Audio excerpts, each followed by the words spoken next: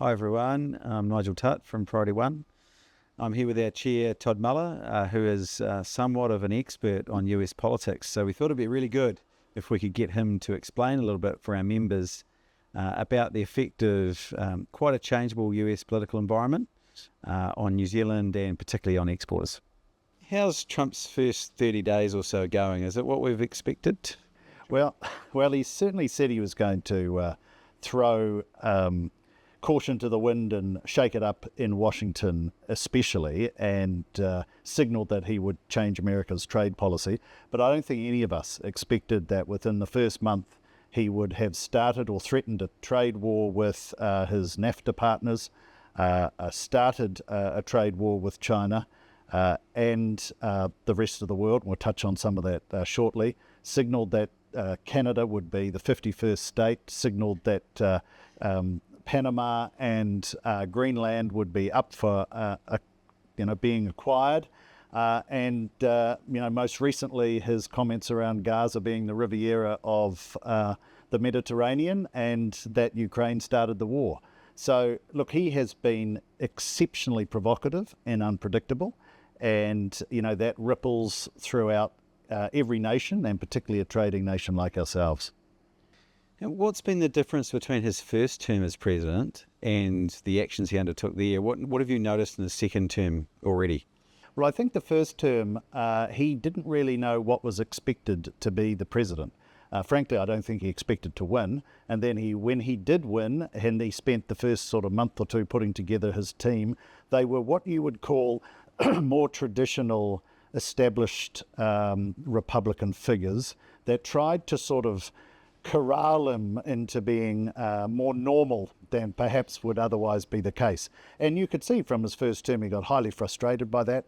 Lots of sackings of various senior people from basically his entire cabinet he went through over the course of the first 4 years. All of those people, by the way, said he was a threat to democracy and shouldn't be re-elected. However, he has been re-elected, and he has come back with a very clear plan, and he has surrounded himself with acolytes, frankly, and the Republicans in Congress just seem willing to wave it through. But it's quite startling, and it is a complete reorientating of the American approach to global affairs that we've had pretty much consistently since the end of the Second World War. So just following on from that, it's been interesting to see a couple of his first targets being Canada and Mexico, who are countries you would normally expect to be quite friendly with the US. Is there a broader strategic rationale for him targeting those two? We always try to fit one in, I think, with Trump, but with respect to Canada and Mexico, as our members will probably know, he threatened them with 25% tariffs for both economies, a reduction to 10%, I think, for the energy-related imports from Canada in the first instance. That was to kick off on February the 4th. On the February the 3rd, he gave both countries a 1-month stay of execution. So that hasn't gone away. He just simply has agreed to give those countries another month to demonstrate a more muscular approach to the border. So for Mexico in particular, there's a real focus on strengthening their military and border officers to try and stem the flow from Mexico through to America. In terms of immigration, and particularly the flow of bad people and bad drugs and type of issues. And the same with Canada. He's asked them to commit more resources to protecting that border. Not so much the flow of people, but definitely the flow of fentanyl and other drugs that he's sort of got in his crosshairs at the moment. Now, whether by March the 4th he holds the view that that's enough and goes again or threatens to go again, we'll wait and see. But in the meantime, as he's taken aim on China.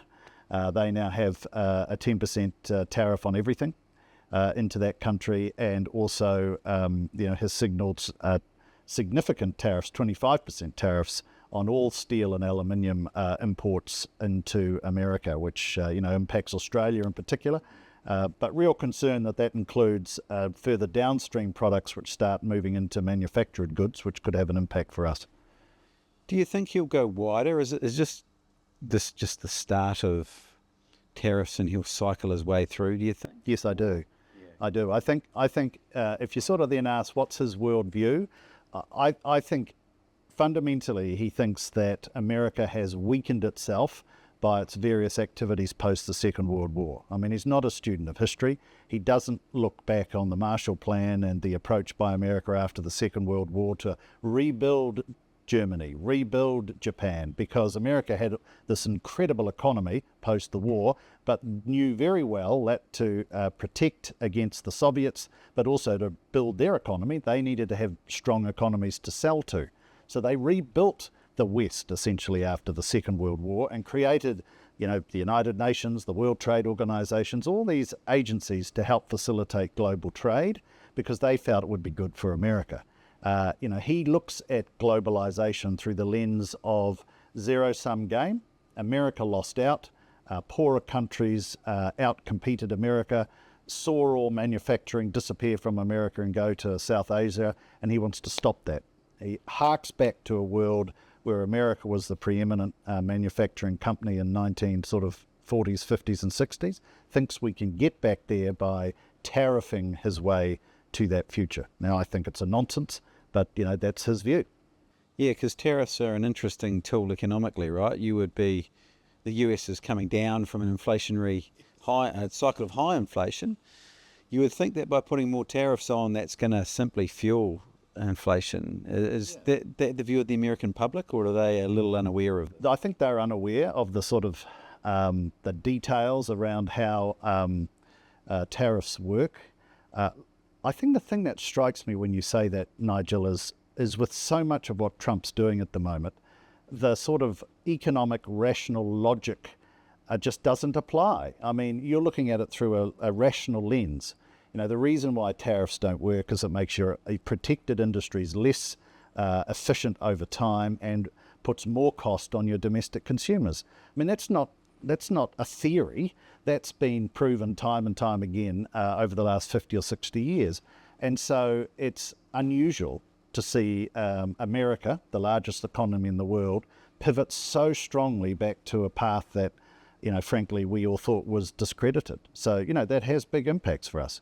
Yeah, and I guess going on from that, we've gone through a period of relatively free trade in the world. Do you see essentially us entering a global trade war where China will hit back and Europe will do the same? And what's the view in terms of what that might affect New Zealand's fortunes and how that might work? Yeah, well, it's hard to imagine anything other than a more protective trade environment with more barriers to trade between the big blocks of countries, be they Europe, America, and Asia and the ASEAN countries.